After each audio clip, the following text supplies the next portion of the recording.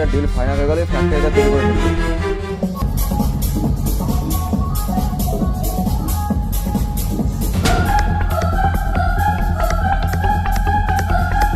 ঠিক আছে, আপনার সাথে আমি পরে কথা বলবো। হ্যাঁ, ব্যস্ত আছি। হ্যাঁ, রাখুন। বসুন স্যার। ড্রিঙ্কস? আমি ড্রিঙ্ক করি না, কাজের কথা বলুন। আচ্ছা স্যার, আপনার সাথে আমার যেভাবে কথা বলা হয়েছিল আর কি, গ্রামে আমার একটা জমি আছে, আমার নিজস্ব জমি। আপনি যেরকম ফ্যাক্টরি খুলবেন ওই জমিটা খুব সুন্দর হবে।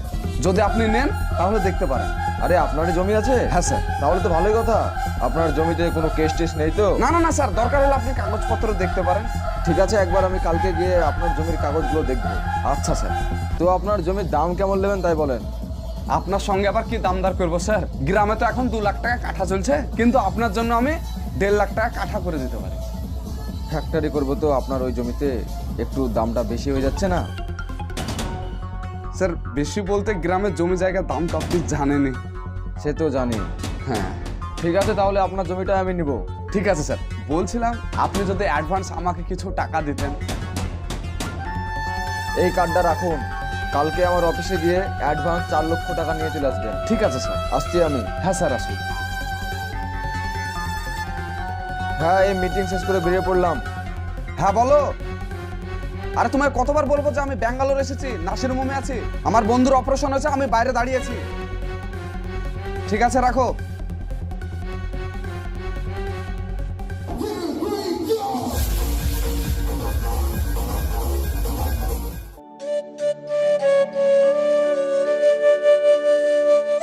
এই দেখো চাচা, তোমাকে আমি এই জমিটার কথা বলছিলাম। এই জমিটা না? এটা আমার দাদর আমলের জমি। বেচতে আমার খুব এখন মায়া লাগছে, কিন্তু না বেচে উপায় নাই, পরিস্থিতিতে পড়ে গেছি। জমিটা আমার খুব পছন্দ গো। আরে পছন্দ হবে না মানে? রাস্তার পাশে যাকে দেখাবো তারই এই জমি পছন্দ হবে। হ্যাঁ, এরকম ধরনের আমি জমি খুঁজছিলাম। তো জমিটা ক বিঘা হবে তাই বলো। তোমার টোটাল 3 বিঘা মতন আছে। 3 বিঘা মতো। জমিটার এখন কি দাম নিব বলছো? কি দাম বলতে, বাজারে যেটা চলছে এখন 1.5 লাখ টাকা কাঠা চলছে, 1.5 লাখ টাকা করে দিবেন তাহলে হবে। রাস্তার ধারে এত সুন্দর একটা জমি আপনি পেয়ে যাচ্ছেন। তো আমি একটা কথা বলবো, মানবা? বলেন। অনেক গালায় তো টাকা হয়েছে, কতগুলা টাকা তো আমি একবারে দিতে পারবো না। আমি অর্ধেক টাকা এখন দিব, আর বাদ বাকি রেজিস্ট্রি করার সময় দিব। হ্যাঁ ঠিক আছে, কোনো অসুবিধা নেই, সেটাই করো তাহলে। তাহলে ওই কথাই রইলো। জমিটা লীলা খুব ভালো করলাম, 2 বছর পর বেচলে ডবল দাম পাবা।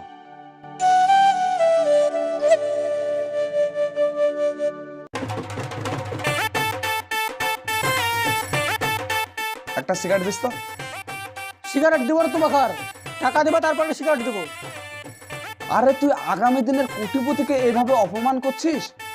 তোর দোকানে পা রেখেছি এই সৌভাগ্য রে। দে সিগারেট দে তো, কথা বলিস না, দে। যেদিন কোটিপতি হবে সেদিন টাকা সিগারেট দেবো। তোমাকে আর কত টাকা ধার দেবো তাই বলো। তোমার ধার আমার খাতায় লিখতে লিখতে খাতা ফুরে গেছে। আমার কাছে এখন খাতা কেনার টাকাও নাই। টাকা নিয়ে এসো, সিগারেট নিয়ে যাও। ঠিক আছে, একটা সিগারেট দে, কালকে আমি একটা খাতা কিনে এনে দেবো, দে। দিব না বললাম তো। দিবি না তো? না দিব না। আরে ভাইপো, আরে চাচা বলেন। ওই সাততলার মাঠে রাস্তা ধরে জমিটা বলে বিক্রি করবা, তো আমাকে বলছো না? জানলেন কি করে গো যে আমি জমি বিক্রি করছি? তা আমি পাড়ার লোকের মুখে শুনলাম, আমাকে তুমি একবারও বলনি। হ্যাঁ গো, আমি একটা খুব খারাপ পরিস্থিতির মধ্যে পড়ে গেছি। জমি বিক্রি না করলে আমার কোনো উপায় নাই, তাই জমিটা বিক্রি করে দিছি। জমিটা আমাকে বিক্রি করবা? আপনি নেবেন বলছেন?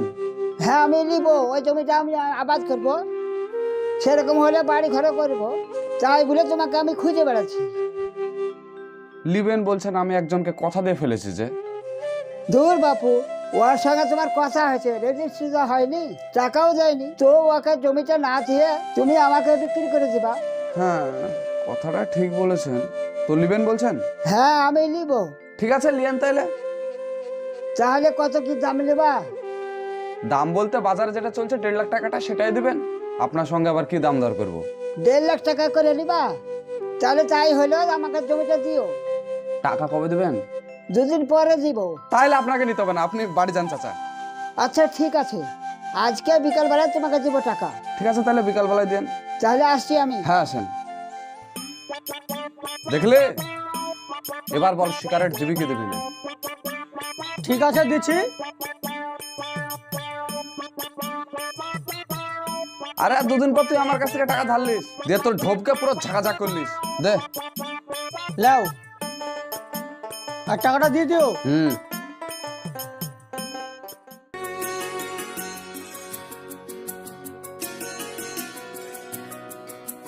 ভাইপো বাড়িতে আছো নাকি গো?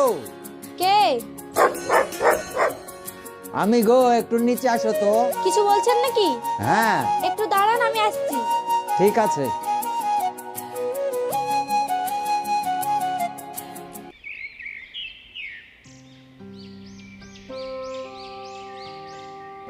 বলেন, কি বলছেন? বলছি ভাইপো বাড়িতে নাই? আপনার ভাইপো তো বাড়িতে নেই, 1 মাস হলো কলকাতায় গিয়েছে, এখনো তো বাড়ি আসেনি। ওর সাথে জরুরি আমার একটা দরকার কি ছিল। দরকার ছিল আমাকে বলেন। বলছি তোমাদের জমিটা তো আমি কিনেছিলাম, তুমি তো জানো। হ্যাঁ, আমি সবই জানি। তোমার স্বামী ওই জমিটা রেজিস্ট্রিও করে দিচ্ছে না, আবার আমার টাকাও ফেরত দিচ্ছে না, আর ফোন করলে ফোনও তুলে না। ও তো আমার ফোনই তুলে না, তার আপনার ফোন তুলবে কি করে?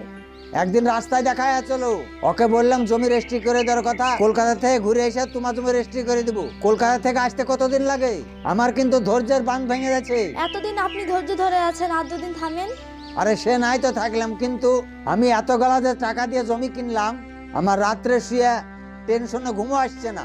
তোমার স্বামীকে বুঝলে দিও, আমি যদি রাস্তাঘাটে পাই ওকে, আমি ওর হাড় গুড় ভেঙে এক করে দিব।